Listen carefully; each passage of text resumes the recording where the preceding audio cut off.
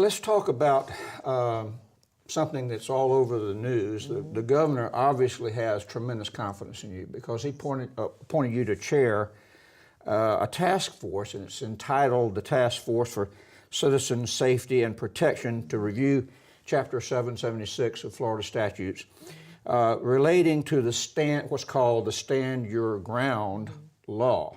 And it's come under considerable scrutiny due to the tragic shooting of Trayvon Martin.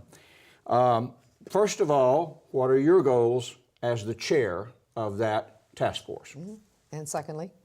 I can answer the second part too. Okay. But the first part, and yes, the governor does have tremendous confidence in me, and that's why he placed me here, because he knows that I'm going to keep the task force focused. As you mentioned, the statute is called justifiable use of force, which has been coined stand your ground. Right. And that is just an explanation in the statute in one section.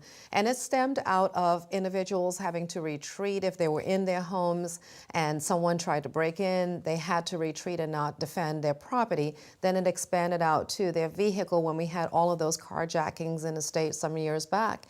So individuals felt that they didn't have an opportunity to defend themselves, their family, and their property, and that's how the law really expanded out. So since the incident occurred with Trayvon Martin, it became a heightened awareness in the community with individuals saying, well, we need to review this law or repeal it.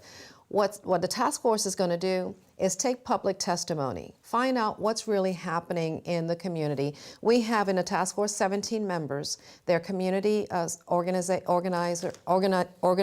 members, for example, Neighborhood Watch. We have one of the largest civil rights organization members, LULAC, is a Latin organization. A Hispanic organization. We have defense attorneys, we have prosecutors, we have a retired Supreme Court justice, and we have a good cross-section of individuals of the makeup of race, ethnicity, and the state, from Pensacola all the way down to Miami, East and West Coast. And we're going to have meetings across the state of Florida to see if this law has been misapplied in any of the sections of the justifiable use of force, Florida Statute 776.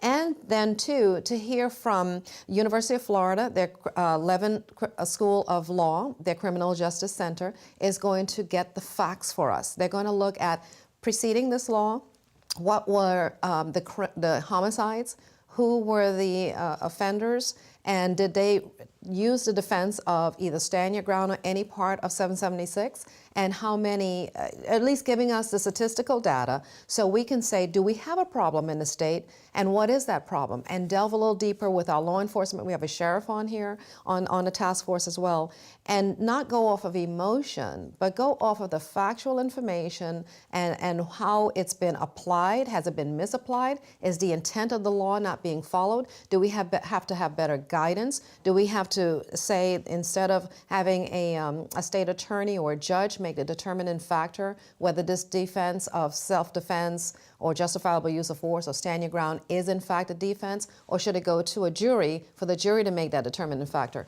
So all those things will come out during our public testimony, and we hope to have some sort of recommendation back to the legislature and the governor by the time session begins, because nothing can happen between now and session anyway, because since it's a law that was enacted by the legislature, they have to be the ones to make any changes to it if it needs to be.